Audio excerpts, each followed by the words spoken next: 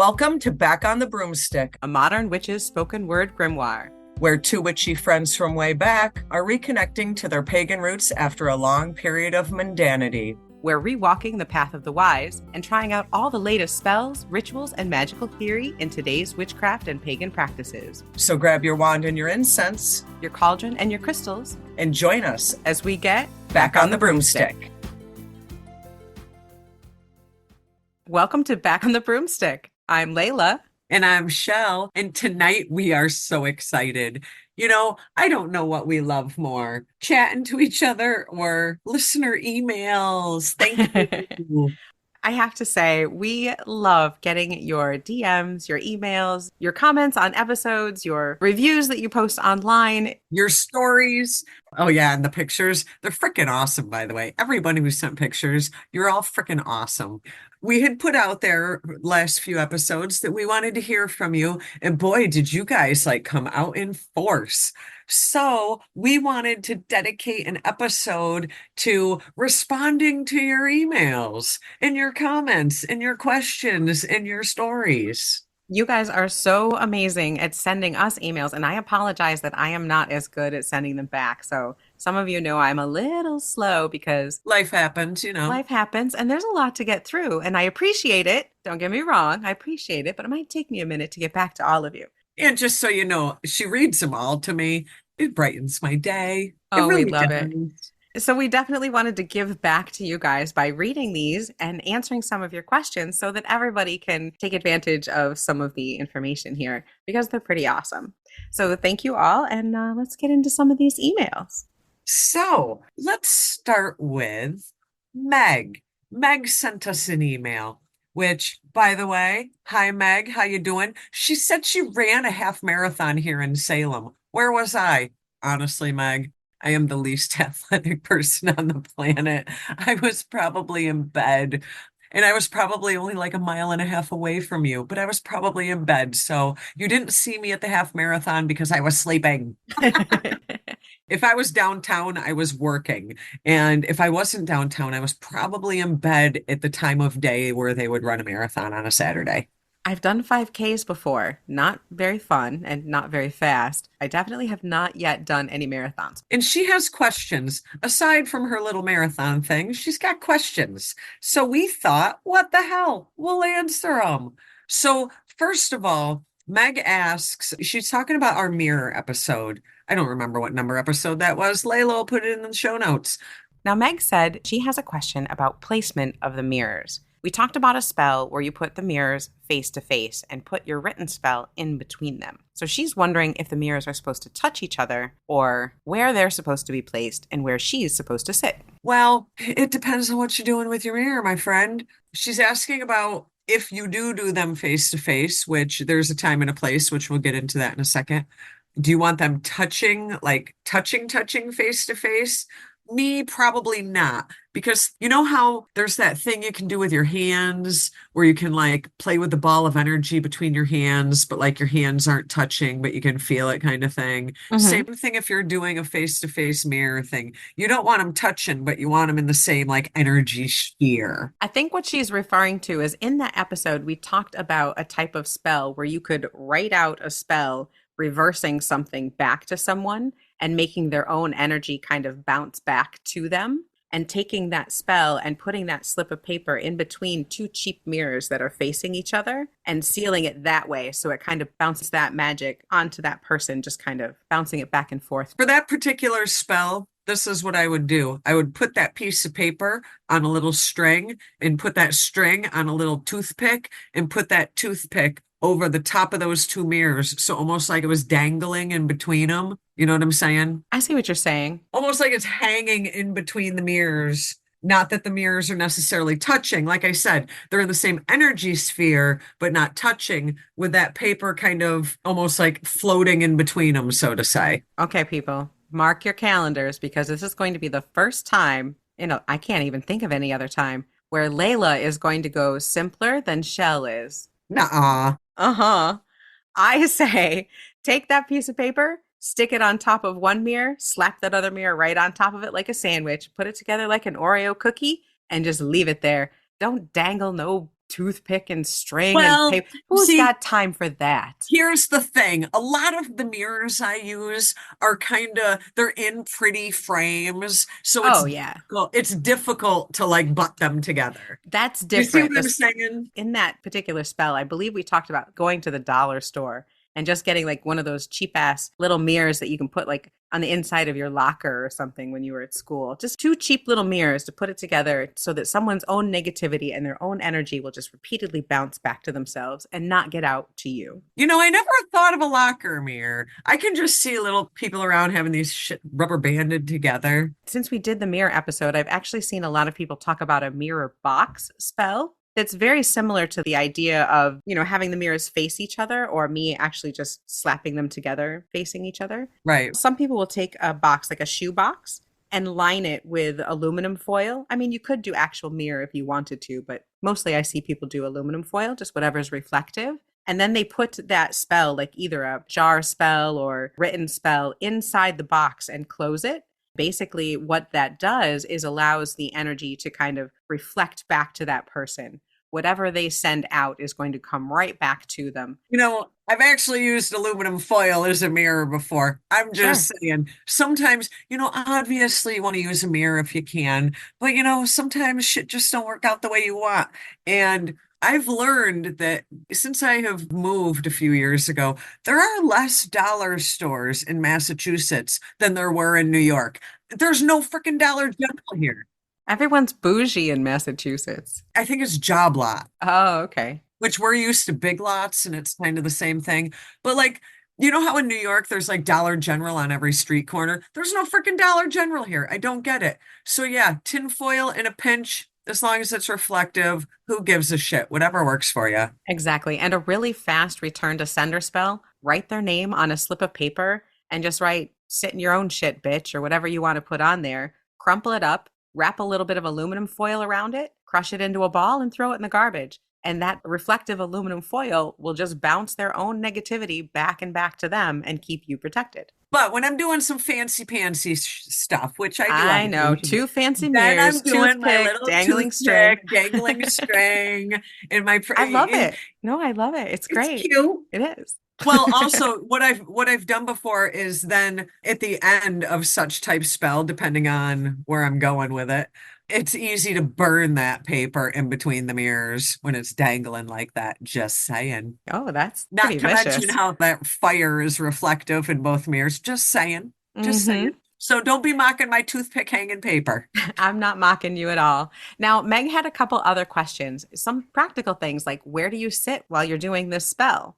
And honestly, Meg, there's really no wrong way to The do this. however. Sit at your kitchen table. Yeah. If you're working with fire, you might want to be doing it in your kitchen sink, safety first. So you can be wherever. Some people have a dedicated space where they do spell work, which is really nice.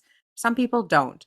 So basically, just wherever's comfortable and safe, particularly if you're using fire. Honestly, in a pinch, I've actually done a spell in a closet before at someone's house, if we're being real. So, like, wherever works for you, man. And if you're using a black mirror, like Meg asks about, best way to look in a black mirror is kind of not straight on, more a little bit I sideways was going to or say more a little bit like not sideways per se, but like almost not like crossing your eyes, but like almost purposefully blurring your vision. yeah, almost like you're looking at those old 3D prints. Yeah, But I don't like to use a black mirror looking straight on it. I like to have the mirror angled or angled away from my face or looking at it not straight on, just angled a little bit away. that's what I think works best. I don't know. Even if it's just a regular mirror, if I'm looking at myself to like get ready for work or what have you, or to go out, that's one thing. But magically, I don't look things straight on like that. Same. Jeez, you never know who's behind you. Have you ever seen those horror movies where all of a sudden you look straight on in the movie and there's some shit behind you? Like, I don't want to see that. Yes, we've already established mirrors are a little freaky. So I hope that answers your question, Meg. All right, so the next one comes from Regan. Regan's 44. We're right around there. And they say they've had one foot in the witchy world and one foot in the mundane world since their teens. And I really love this email. I really wish we all had all feet in the magical world, by the way. Just putting right? it out there. And we get that a lot, Regan, that listening to this podcast is like finding your tribe, like coming home, because there's so many of us that are getting back on the broomstick. There's so many people. I've met so many people at the different conferences and festivals that I've been to that this is their first or second year of witchcraft and they're just loving it and they're experiencing that rush of coming home, of finding your people and really feeling like you belong in such a fundamental way. And I love that we're part of that. And I love that we're helping to bring that to people. So thank you, Regan, so much. We really appreciate that. I just also wanted to make a comment about Regan's email as well, that I kind of took it as a little bit more of there's a lot of people in the sphere of our age group that we were all doing this shit in the 90s and for one reason or another had to take a step back, and for one reason or another we're all getting back into it, kind of like not all at the same time, but within a realm of the same time frame. And can't there be like a Harvard study on this? What is up with 40 and 50 somethings all of a sudden getting back on the broomstick? Why did we get off in the first place, all in one mass exodus? And why are we all seemingly hopping back on in one mass exodus? Like, I don't know. It's very weird. But you know what, Regan? I'm so glad you are a part of getting back on the broomstick with us. But I really want a Harvard study on this because I'm curious. I am too. I really do feel like it's a calling that the world needs her witches, as Phyllis Curott says. And so Absolutely. maybe the world's sending out the call and we're all answering. I don't know, but I am also glad to be part of it. So thank you. What do we got next? Who do we got next, Layla? All right. So next we have Megan. Megan says that they have recently been interested in learning more about witchcraft and happened upon our podcast. And Megan says that we refer to various pagan traditions like Celtic, Norse, etc., and that she doesn't know much about those traditions and didn't realize that various traditions existed in such a differentiated way. And also, Megan is interested in how witchcraft and pagan practices in general are different across the various traditions. Before we address all that, I want to address her last question first. Megan asks, are there any plans to do an episode on this topic? And to first and foremost answer that question, Yes. yes. Actually, we do have that listed on the calendar. I'm not giving an exact date at the moment, but we are planning on doing that. So definitely stay tuned for more info on this particular topic. But in general, first of all, I am glad that you listened to that episode. And we're kind of laying it all out there for you. But we didn't even touch on the surface. We didn't even touch on the surface of the traditions out there. And we won't be able to answer this question in full. Like Chelle said, we do have an episode on it, and it will be a big episode. We're planning on having a couple of guests from different traditions, but It's a big topic, just to dozens upon dozens. And we only had mentioned maybe four or five or six. to start out with, like the big things that you'll hear are heathenry, which is Norse paganism.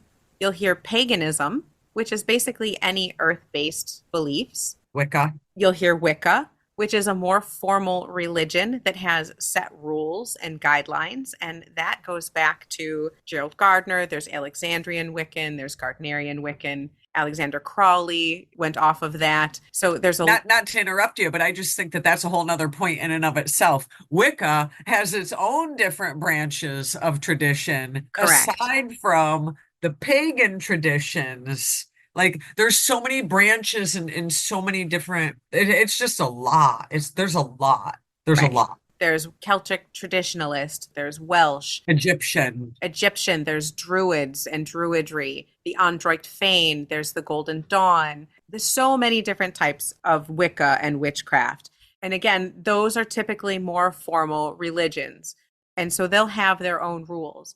Then there is witchcraft, which is a much, much bigger umbrella. And you can be Wiccan and be a witch, pagan and be a witch, heathen and be a witch. Christian and be a witch. You can. I don't love it. I didn't ask if you loved it. I'm just telling you can. I know. Yes, you can, whether I like it or not. We've had a couple friends, including a past coven member that was a Jewish witch. So yeah, like you can be any kind of witch, different umbrella.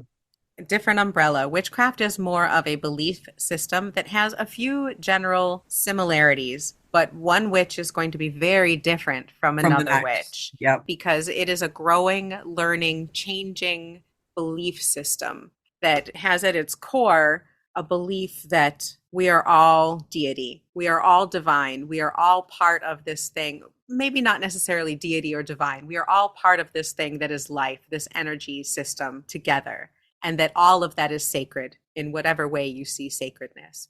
And witchcraft also has to do with manipulating energy and forces to work your will to help you live more in harmony with the forces around you and with nature and with people. And I think the biggest difference is people get confused the religion aspect and the magical practice aspect because they are two different things. They are very different. And again, paganism is more of an earth-based, animist type approach. Heathenry is more Norse-based religions. There's the Corellians, there's the Church of All Worlds.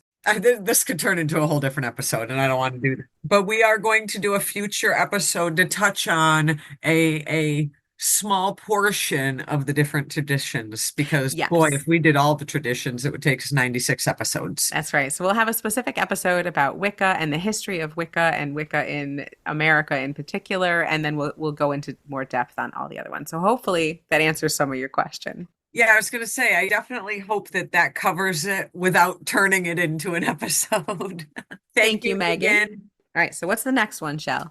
Okay, so we've got Lori here, and Lori's been reading a lot of different books that all kind of touch base on somehow people are just born witches, and some get into it later on. She wants to know, do we believe that there are signs that you were a born witch? And if so, what signs do we think fall into that list? Well, this is a topic right here. This also could be a whole episode. I do have a sign to know Ooh, if you were a born witch or not. really? So Mm-hmm. I take it the answer to her first question is yes, you do agree that you can be a born. Wait, that you can be a born witch or that you have to be a born witch? Please clarify your answer, ma'am. Oh, we're going to answer that here in a second, but I'm just going to tell you your signs if you know you're a born witch. Oh, okay. What are they? Were you born? That's pretty much it. I thought you were being serious, and I was going to No, be like, what the hell? no. Honestly, I believe everyone's born a witch. I mean, and everyone can become a witch. So yeah, they're both No, true. no, okay. I have a way to answer this question that could be maybe the angle that Lori's coming from. Okay. I do believe that everyone is born with abilities that as we grow up, that society and our cultures and whatever the hell you want to call it, I don't know, beats out of us, scares out of us, bullies out of us, whatever the case may be, and that we lose those abilities. I believe You're that talking about you're like psychic abilities and correct, magical abilities. Okay. correct, Hmm. correct. So yes, I do think that everyone is born with those types of abilities. It's just not everybody can hang on to a piece of it. Like I feel like folks like you and I were able to hang on to a piece of it. And I think that other people aren't able to, but that we were all born with these types of abilities. My belief is that witchcraft is a belief system. So if you say you're a witch, you're a witch. And I think that a lot of people talk about being born a witch in a couple different ways. One is they talk about being a generational witch. My parents were witches, my grandparents were witches. I come from a long line of generational, traditional witchcraft. I feel like the only people who can really say that are our kids. Pretty much. Yeah. There's a lot of I would say that there was a couple Gen Xers that we knew whose parents were pagan. And I would say Right. there's a decent amount around the country. Then the millennials, I would say there's a lot of millennials. A lot of A millennials lot of because millennials whose parents are I witches. have a millennial Exactly. and her mom's a witch, I swear. And then there's a lot of Zoomers, a lot of Gen Z and younger who are witches or whose parents were witches, grandparents witches. I know there are generational families. Is it great if you learn something from your family? Yes. Does it really matter? Does it make you a better witch? No. It doesn't make you more validated. No. No. It might give you more access to information than someone else, which is cool. Information is great, but it doesn't make you any better or cooler. I love it if you're a witch. My daughter loves the fact that she grew up as a witch. So great, it's awesome, but it doesn't make you any better. And you don't have to have that to be a witch. You just have to say you're one. I think the other thing that they're addressing is a lot of us feel like when we find witchcraft, we're like, oh, thank goodness, this is what I have been believing and feeling and knew in my very soul, right down to my toes, was the right way to be in the world all along. I just knew this. I was making potions when I was a kid. I was writing spells. I had this belief system. I just didn't know what to call it, but I've always been this way. And a lot of us feel that way. Right. And so you might say, I was therefore born this way. I was born a witch. And I think that's valid too. And I think a lot of us were. Like you were saying, it's just something that so many people are born with. And then for whatever reason, we put away for a while, maybe, and then come back to. So that just makes me want to break out to Baby We Were Born This Way by Lady Gaga. Oh, yeah. Who doesn't want to? Lady Gaga rocks. Love you, Lady Gaga. So to Lori, that is what we think on being born a witch, and whatever works for you. I feel like that's my motto. Whatever works for you. I mean, it's kind of like, I think if you say, oh, I was born a witch, this is how I've always been, it can be extremely validating. But if you're trying to say, oh, I was born a witch and this is how we do it, and you're doing it wrong, That's not cool. that's a little different. Yeah. I guess you want to see why someone says they were born a witch, but you don't have to be. It's not important. You are a witch if you say you are. But if you are generationally a witch, that is cool. Not gonna lie. Sure. Kind of fun. Yeah, why not? Having that access, having grown up. I mean, I would have loved to grow up in that environment. Right. We dragged our kids around to festivals and to fire circles and to rituals and to I spells. was that weird parent at all of the volleyball games and the baseball and softball games. I was like the mom that everyone was like, oh, she's a witch. Yes, I am. Exactly. And that can be very, very fun. And I'm not trying to invalidate that at all. That's kind of cool. But it doesn't make anyone a better witch. Just might give you more access to information and you might have been able to do it longer. So this next mail, this kind of touched me. Amanda. So Amanda from Oklahoma has sent us a lovely message. First of all, she would love to meet us one day. I think that's cool. And Amanda, you know what? Maybe one day we will be able to work that out. Absolutely. Amanda, you're not the first person to say that. Right now, your best bet if you want to see us is next year at the end of March, we're going to be in Maryland at the Yes, Sacred we Space are. Conference. So you can check them out at sacredspacefoundation.org to see all the information, how to sign up, where to stay. You would definitely get to be in person with us at workshops and hanging out the entire conference. So check that out, sign up, and you'd get to hang out with us. So for as lovely as that part of Amanda's message is, now we get on to her question. So Amanda's from the Bible Belt, and she says there's not many covens there. That is heartbreaking to me, and we need to change that. She wants to start one, but she needs to know, does she have to be a high priestess to do so? Answer that, Layla. Oh, hell no. Right? No, you Seriously. definitely do not need to be. And so the second part of her question is, if so, could we help point her in that direction? So I think that we should give her some tips and tricks and point her in that direction now that we've told her not necessary. Starting a coven is a fantastic way to get a group of like-minded people together and try out all those spells, learn together, study together, assign roles, let everybody have a turn creating a ritual, leading the circle. So no, you do not need to have a high priestess.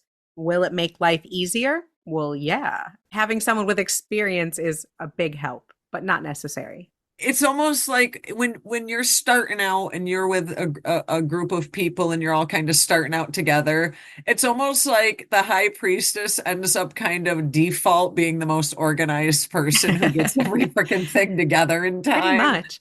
And you will need someone to be, at least one person in the circle will need to be not necessarily in charge, but need to be the organized one. The Right, person who keeps track of the calendar, who notifies everyone of changes in schedule, who makes sure that if the person who's going to lead ritual that night isn't there, that they have a backup plan. And also, one of the biggest things that you're going to need to do if you start a coven with or without a high priestess is interpersonal relationships and right, emotional management. right. And You that are, has nothing to do with being a high priestess. it is, actually, that has a lot to do with being a high priestess. But Amanda, definitely be prepared for the first, half hour, if not more, of all your coven meetings and rituals is going to be a good old fashioned bitch session. People are going to need to get their emotions out. People are going to need this safe space to talk. So you'll need to be able to handle interpersonal relationships. And that's one of the best things that you can do. Be organized and be able to work with the people you've got.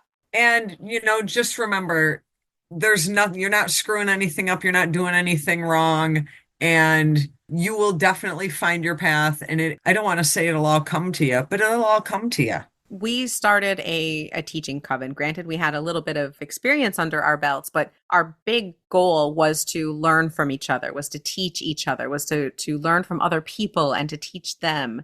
And to have that kind of coven is magical. It allows you to grow in so many different ways. The one thing you cannot do is call yourself an Alexandrian coven or a Gardnerian coven, because those have initiatory practices that you have not followed. You would need to be Initiated into that by another group to be able to then start your own group. correct. But you could say you're a coven of witches or a coven of people learning, newbies. I hate the term baby witches, but you could even say we're a coven of baby witches if you want. But you just can't say that you're a member of a particular lineage or group If you're not. if you're not. You could say you're studying that, but you can't say that you are that if you have to be initiated into it. Right. Other than that, Right. go for it. Get down with your bad self. Seriously. So, Amanda, keep on fighting the good fight, and I hope you get your coven together. As a matter of fact, when you do get your coven together, drop us a line because I want to know how you made out. Now, I did kind of feel bad for Amanda because I looked on Mandragora Magica to see if there were any covens in the area. I think in the whole state there were 4 covens listed. No shit. Yeah, yeah, that's hard. That's pretty harsh. Sorry, Amanda. Well, you know what? Amanda's going to create number 5. There you go. Keep it witchy, Amanda. Okay, now this next one I really wanted to include this one because this one touched me. It was very personal for me. So this email is from Lena, and I'm going to read the whole thing. So Lena says, "Hello, I love your podcast. I'm newly calling myself a witch, but in retrospect, I've been a green witch for most of my life. I wanted to ask your opinions on ancestral magic in a specific context. My grandfather passed away very recently, and of course, I've been grieving. Part of me wants to incorporate him into my witchcraft as a way to share my love with him. On the other hand, my grandfather was a devout Muslim, and I have zero doubt that when he was alive, he would have hated the thought of me remembering him through anything but Islam. So please pardon if this is a silly question. Do you think that changes after death?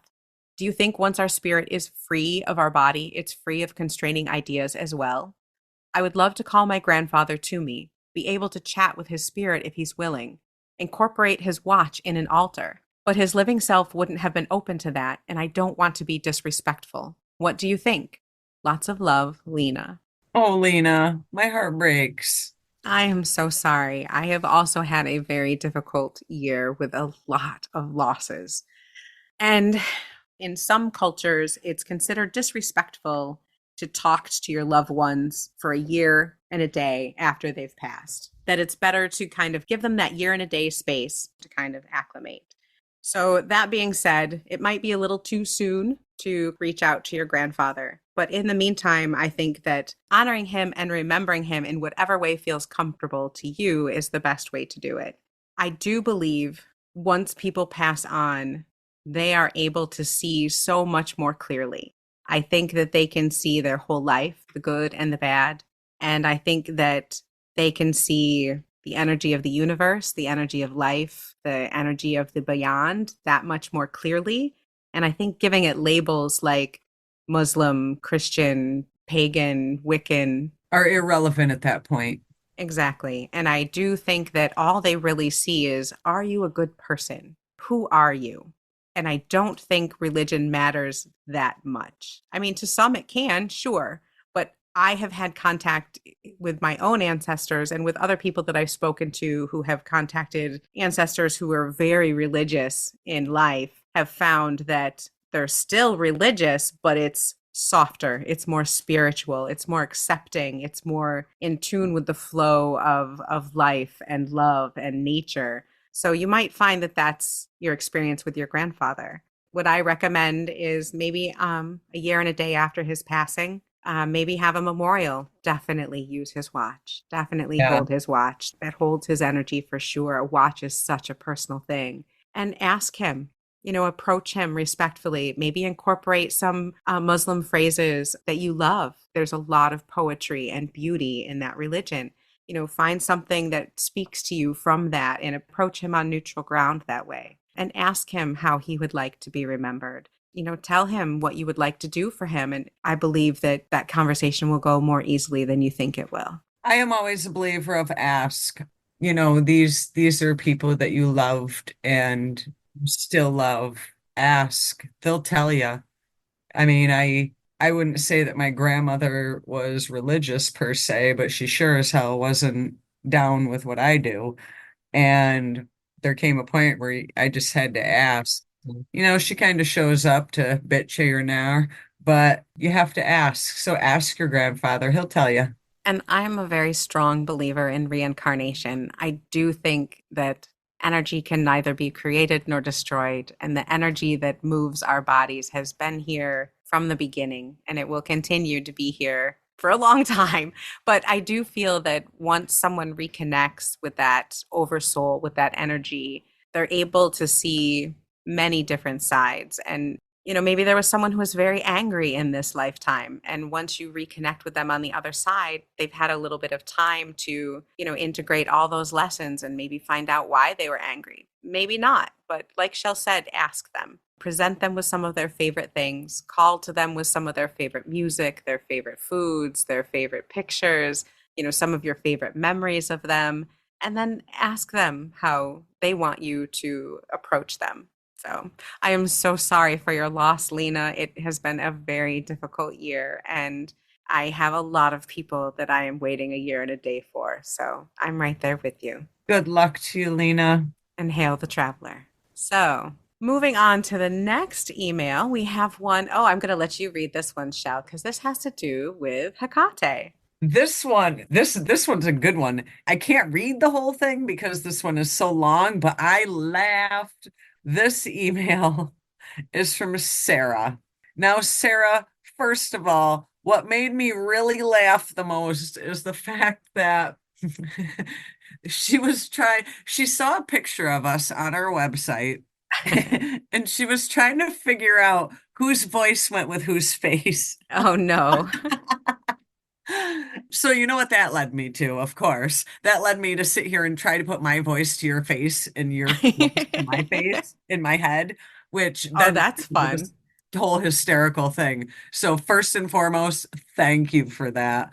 And I do apologize. I think it took us a little while to realize that not everyone would know who was who because we know who's who. So obviously, on our website, we do have our bios with our names, and the notice that I put out on Facebook about the Sacred Space Conference also has our pictures with our names on it. So hopefully that will help clear up any confusion. But what I liked about this one as well, other than the how I got the funniest laugh of that whole thing in my head, she was very interested in our Hecate episode. And I feel like that Hecate was nudging her in the right direction. So she makes this beautiful freaking wind chime, and like she sent this picture. I don't know if you're looking at the picture, but this thing is beautiful. Very lucky daughter-in-law. When you have a good mother-in-law, daughter-in-law relationship, cherish that shit Because that shit because don't happen often. And that was the other thing that kind of made me giggle. I'm like, wow, she likes her daughter-in-law. Shit, that don't happen much. right? So lucky. But first of all, she wasn't really sure what keys to use. Ended up using skeleton keys. Boom, right ones, It's funny how Hecate works like that. right? She didn't know this shit had anything to do with the moon. Boom, guess what? So it seems like to answer her first part of her question, yes, Hecate was leading you in the right direction. She was shoving you by your shoulders. All I can think of, this is the visualization I have, someone behind you grabbing like the material above your shoulders and like shoving you down the street. Hecate's like, yes, skeleton keys. Yes, skeleton keys. And did you notice it was specifically 9 Nine. skeleton keys? Now, for me, Hecate has been showing up a lot in the last few months, as I talked about on that episode. And particularly, she shows me 333. And 3 is sacred to Hecate because she is the triple-faced goddess. And 9 is 3 threes. So I love that she had 9 keys on there. How cool. She also mentioned the Christopher Hughes tarot deck, which everybody loves. I love it. Layla, don't talk about it. I love it. It's great. Hey, Tis the I like the season. Yule one, and I cannot wait. He is coming out next year with a bee tarot, and I am obsessed with bees. Actually, I am really excited about that because I think a bee tarot would be just the shit, man. It's going to be Just the shit. gorgeous. I cannot wait. Now, the artist for the Yule Tarot is Emma O'Leary Brown, and she's from Buffalo, New York. And as many of you know, I am currently in Rochester, New York, Right beautiful down the upstate. road. And Buffalo's right down the road. So I'm really, really hoping that we can get an interview with the artist of those gorgeous, gorgeous cards. So the other thing I just wanted to point out about Sarah's email, other than her freaking phenomenal pictures, I just got to mention that again, by the way. She binges us on the way to work and while she's working. Well, you know what? I too like to listen to random stuff. Today was Christmas music at work. So I am glad knowing how sometimes work can be like totally sucky and you've got to have something to distract you from the 9 to 5 bullshit. I am glad that we can brighten your day and be what distracts you from your work bullshit. Because, Layla kept saying, we got to do another solarium. And I was like, oh, but I got a runny nose and I'm coughing. I agreed to do it and it made your damn day, Sarah. So I hope you like it. I love those episodes. They're a lot of fun. Oh, she also wanted to know if we could start adding the ingredients that we use for our DIY stuff. I didn't even realize that we didn't. Sorry, Sarah. Sometimes shit just flies over our heads. I think she's talking about the teas and the smoke. She wants the recipes for what we're smoking and what we're drinking that day. That's probably why we forgot. But yes, Sarah, we definitely will do that coming up on our Instagram at Back on the Broomstick and also on our Facebook, also Back on the Broomstick, and hopefully on our blog too, maybe even on our newsletter if we're like feeling really inspired. We will have a bunch of smokable and drinkable recipes for you. Yeah, and actually, I was thinking of putting out like a nice little Yuletide drink recipe on Yule. Stay tuned. That's coming right around the corner. Keep an eye out for it on the old Instagram. And I'm going to have the hey, cuz, let's go for a walk recipe for all of you who are trapped with family over the holidays and maybe need a little pick me up or break. I So love look, that. I love that. That's the greatest name I've ever heard of. right? Well, that's going to be the recipe you'll get for this Yuletide season. So, Sarah, thank you for the pictures. Thank you for the huge, huge giggle. And yes, Hecate was pushing your ass down the street to get all that shit the right, proper way. Oh, absolutely. So, what do we got next? Next, we have another Hecate email. This one's from Christy. Everybody loves Hecate. Everybody loves Hecate. I really do think it's that she's the goddess of witches. She She is the is. queen of witches. And I She really think is. it's witchcraft rising, woman. I mean, Hecate Rising. Hecate rising. I think the resurgence of witchcraft all over the world. Oh, by the way, thank you, all over the world. We love seeing all the countries pop up. just seeing all these witches surging right now. Our numbers are getting bigger by the day. I really do think it is the time of Hecate. It is. It is. Christy says that unfortunately, she is an old soul with a traumatic past, unfortunately, like many of us. And congratulations on stopping drinking. I am so happy for you. Bravo. Seriously, 110%, man. Good for Yeah. fucking you. And now she says that our Hecate episode intrigued and frightened her at the same time. Well, That's normal. That is, if you're that's not Hecate scared, for it's you. not her. She says that your bond with Hecate seemed to her to be very much a maternal sisterhood type of relationship. Would you say Yeah. that's true? Yeah. She definitely, yeah. In that whipping my ass. Yeah. Yeah. Yeah. A tough maternal figure for sure. Not always, sometimes it's been okay, but kicking me in the ass, don't you doubt it? Definitely a strong maternal, excellent sisterhood type bond for Right, sure. right. BFFs, ride or die. Christy says that she's a shelter veterinarian. And honestly, girl, Hecate loves that.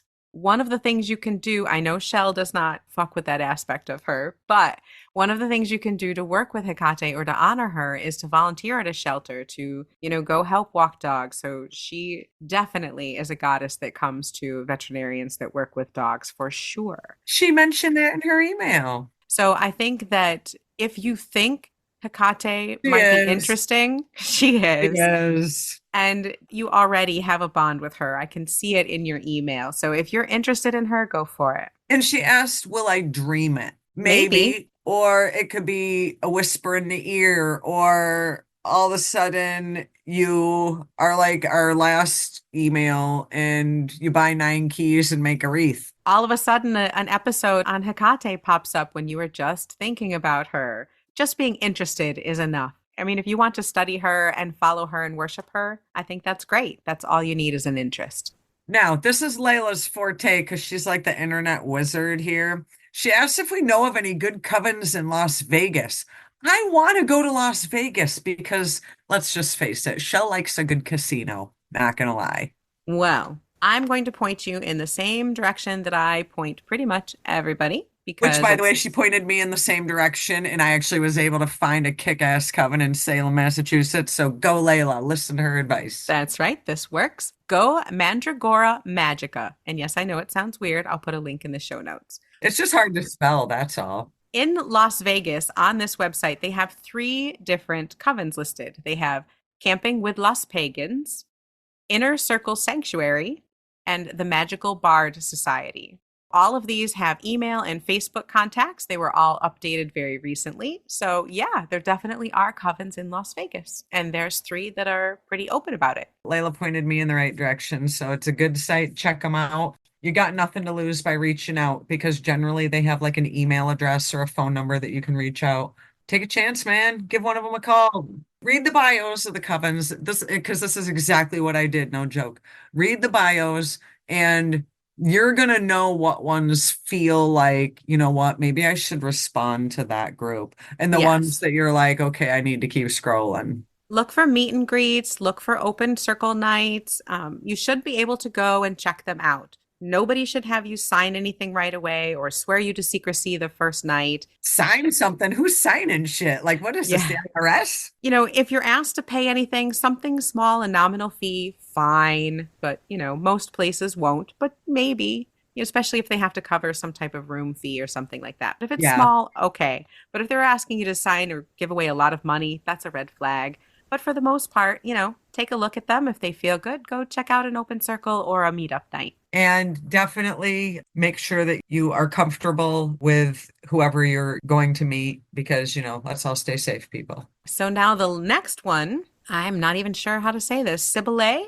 Sibylle? I'm not even going to try because if you are an avid listener, I butcher names and I'm not going to be disrespectful and do that. So we're going with what Layla said. It's beautiful and it starts with Sybil. I'm not sure how to pronounce the AIS part of it. Sibylle? I don't know. It's very pretty. This sounds just like us. I love these emails that sound just like us. Yes, our people. She wants to know if we would consider an episode or two geared specifically towards ways to get back into your connection with practice and deity. And part of it is it's not just ways to get back into it, but, and this is where we all got off the broomstick here, folks, struggling to find the time, the energy, and the connection after the bullshit of the mundane day and week. I get Yes. you. I get So you. much, so hard. I can relate to this so much. And for me, the best thing that I have done is returning to my folk witchcraft fruits, my everyday, what we used to call kitchen magic, basically whatever you could find in your kitchen, Which is roots. so different than kitchen magic today, by the way. I mean, it can still be cooking, especially now, because that's the best way to do it when you don't have time. Shell has a Right. very magical shower in the morning. Use your shower time as your meditation, as your cleansing, as you're purifying your aura and your space and setting your intention for the day. When you drink your coffee or the tea in the morning, stir it deosil or clockwise and add an intention, add a spell to that as you're brewing it or as you're drinking it. Or, like when I have to go to my mundane bullcrap job, which I love, by the way, I have to I park my car at a local train station, and I have to walk from the train station to my work. And usually I have to stand at a crosswalk and wait for the crosswalk to let me go so I don't get plowed over by a car. And sometimes I just am, while I'm waiting for that crosswalk to start blinking, I just kind of take in around me, not necessarily the cars and the other people waiting, but kind of my surroundings and nature and just the sky. And I can smell the ocean from there. So I'm taking in the scents too. And, sometimes it's just taking a moment and to just appreciate for a second what's around you. I have found that the absolute best thing you can do to get back on the broomstick is to be consistent. True, true that. The two things that I do in particular are one in the morning and one at night, because otherwise my neurodivergent brain is not going to hold on to them. So in the morning, my very first drink of the day, I drink with intention. I am also a cannabis smoker, so I do a little wake and bake in the morning. I have a little smoke and I have my caffeine, and I take that 5 minutes and set my intentions for the day. I make sure to do my breathing, my meditation, grounding. And I started out very, very slowly. I said, I'm going to do this for 1 week, and that's it. And I tried to be very consistent with it just for that week. And then at the end of the week, I said, well, I'm going to do it for the rest of the month. And that See, and that's continued. why the shower works for me because I have to take a shower every day when I wake up. So it forces that consistency. You know what I'm saying? Yes, and the consistency is where the magic will come. Right. If every single day you do your meditation in the shower and your cleansing in the shower and you have an intentional magical shower, that completely changes the act of it. Yes, you're Right. getting ready for work, but it is also a ritual in and of itself. But that's how I started with a shower because I have to take a shower every day. It's who I am. I'm that type of person. Not judging if you are not that type of person, but making something that I know I do every day, making it magic. Bring the magic to you. Don't wait for the magic to just be there. Sometimes you got to bring it to you, and I bring it to my daily routine via shower. And then the other easy thing for me to do was at night, I was a sporadic journaler in the evening. So I got myself a gorgeous tarot deck that I really, really connected with. And I set a goal to, at night, before I went to bed, I would pull a tarot card from that deck and I would journal about it and I would meditate on it. And I did that intentionally for a month and it has continued. And so now I have those two moments in my day that are very magical. See, sometimes I don't have time for even that, though, is the problem. It's true. So as long, but you have your morning shower and Right, right, you've right. done that at least most of the time. If you can do one of them and then add one more later, great. But if all you've got is that one, make it magical. And you'll find that it makes it easier for you to see the magic in other everyday things, like when you add your herbs to your dinner or when you microwave your lunch, you can still add magic to that. And it also makes it easier for me to want to do spell work or ritual work or to honor the changing of the moon or the changing of the seasons because I have that daily practice under my belt. It's almost like once you start doing one thing, it almost starts to snowball. You know what I mean? Magic flows where intention goes. Right. Like you start with, the meditative shower or what have you, and then it turns into, you noticing nature as you're waiting across the street. And then it turns into starting to keep track of the moon phases again. And then it turns into you're starting to keep track of Mercury retrograde, which, by the way, is it ever not retrograde? And then you start getting into different practice again. So it really is kind of a snowball effect. That's my opinion. Start with mundane things. Pick something you already do every day or pretty close to every day and find a way to make it magical. If it's your shower, buy special soap. Buy a super amazing after shower lotion. Buy something with scent that reminds you of happiness, mindfulness, whatever intention you want to set for that day. Maybe you have a set of different Bath bombs, my bath favorite bombs for thing. your magical shower, or different types of tea, different blends of tea or smokable herbs to set your intention magically for the day. So just take something you already do and elevate it and make it magical and then do it with intention. And then after that, it just flows. It literally, I swear, it just flows. Whether you want to make time for it or not, it just does. I didn't even realize I was making time for it after a while. Wouldn't you agree? I do. 100%. And it makes it easier. Things start to happen. If you start to pay attention to it, it starts to happen more. So the more energy you can put into it, the more it's going to come out. Yep, absolutely.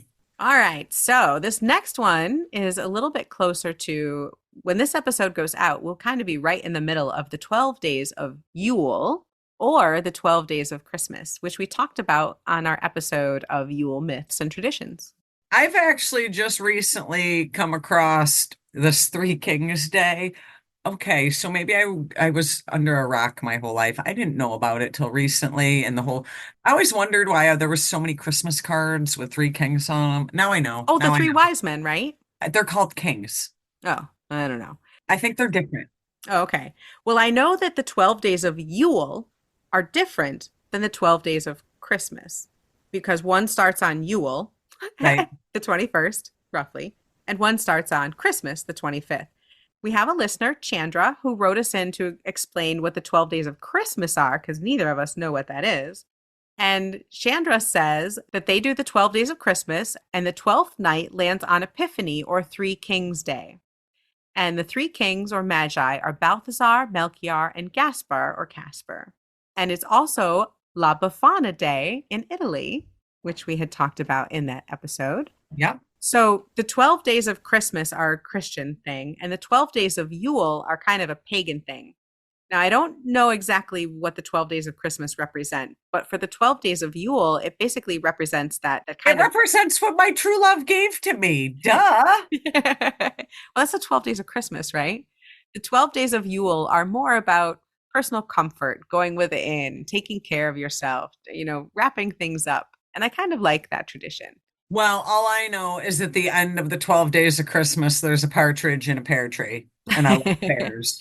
And apparently on 12th night, it's also Sherlock Holmes' birthday. So Oh, that's pretty cool. that I did not know.